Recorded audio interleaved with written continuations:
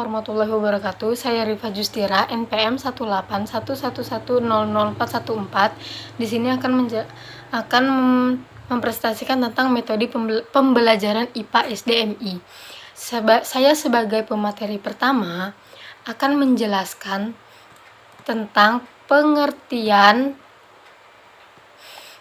metode pembelajaran. Menurut KBBI, WJS Purwadarminta, metode adalah cara yang teratur dan cara yang baik untuk mencapai suatu maksud dalam ilmu pengetahuan, cara menyelidiki atau mengajar.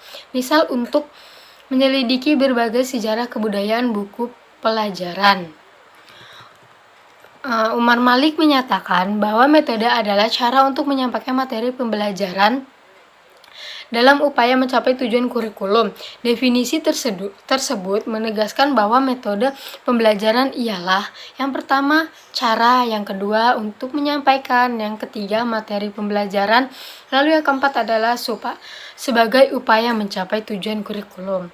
Menurut Nana Sujatna, metode pembelajaran memiliki pengertian sebagai cara digunakan seorang pendidik.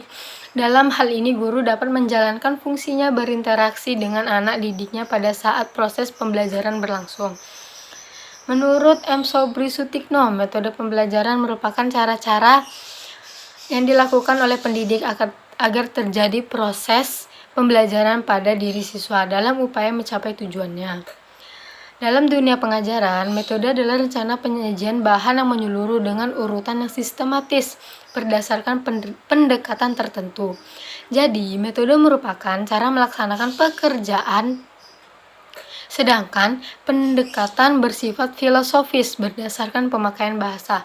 Karena itu, dari suatu pendekatan dapat tumbuh beberapa metode. Metode diartikan sebagai sebuah prosedur yang telah ditetapkan untuk mencapai tujuan. Di sisi lain, metode diartikan sebagai rencana pembelajaran yang mencakup pemilihan bahan, penyusun secara sistematis bahan yang akan diajarkan, serta kemungkinan pengulangan dan pengembangannya. Jenis-jenis metode pembelajaran. Salah satunya adalah metode penugasan. Dalam metode penugasan ini, guru memberikan tugas kepada siswa, yaitu suatu cara interaksi belajar mengajar yang ditandai dengan adanya tugas dari guru untuk dikerjakan oleh siswanya. Sekian dari saya, akan dilanjutkan oleh pemateri. Assalamualaikum warahmatullahi wabarakatuh. Saya Anjali Diantalsania, NPM 18111000351. Di sini saya akan menjelaskan tentang metode ceramah. Metode ceramah ini adalah metode pengajaran yang paling banyak digunakan oleh guru karena cara pengimplementasiannya mudah. Metode ceramah ini memberikan informasi secara lisan baik formal maupun informal.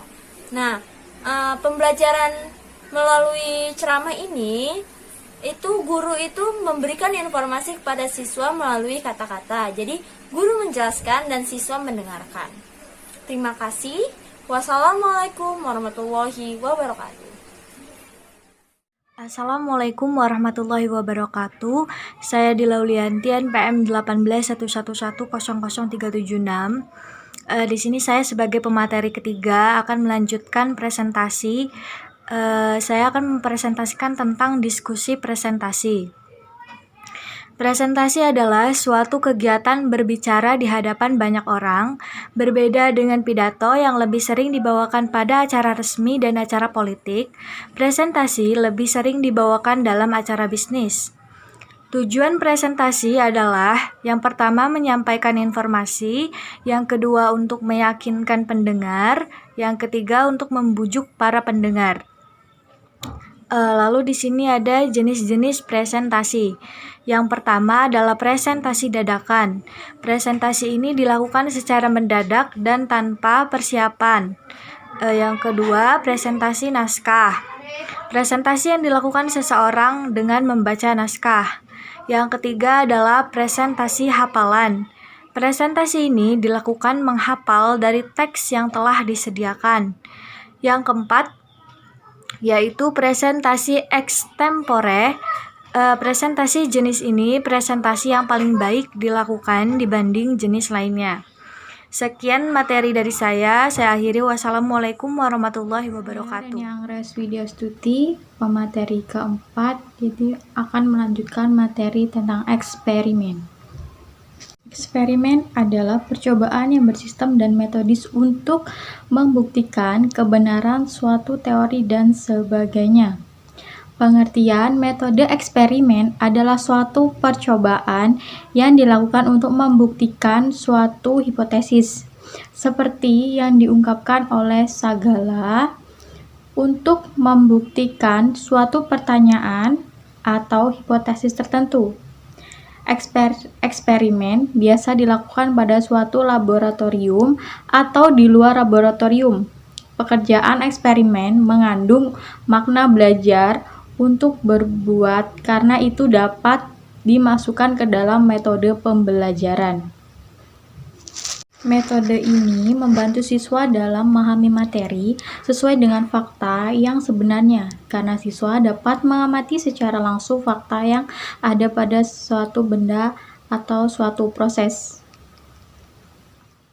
Selanjutnya adalah metode demonstrasi. Ada beberapa tokoh berpendapat. Yang pertama yaitu Muhammadin Syah berpendapat metode demonstrasi adalah metode mengajar dengan cara memperagakan barang, kejadian, aturan, dan urutan melakukan suatu kegiatan, baik secara langsung maupun melalui penggunaan media pembelajaran yang relevan dengan pokok bahasan atau materi yang sedang disajikan.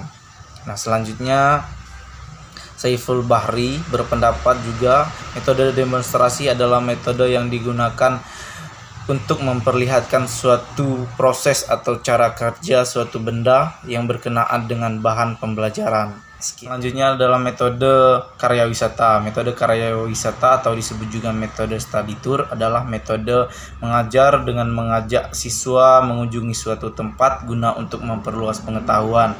Dan selanjutnya peserta didik membuat laporan dan mendiskusikan hasil kunjungan tersebut dengan didampingi oleh pendidik. Nah, ada salah satu tokoh berpendapat yaitu Sujana, metode karya wisata adalah kunjungan keluar kelas dalam rangka belajar. Secara garis besar, metode karya wisata merupakan metode yang digunakan oleh tenaga pendidik atau tenaga pengajar dengan membawa peserta didik ke lapangan, contohnya ke sawah, ke pabrik, ataupun museum dan lain sebagainya, untuk melihat secara langsung proses dan hal-hal yang sedang dipelajari.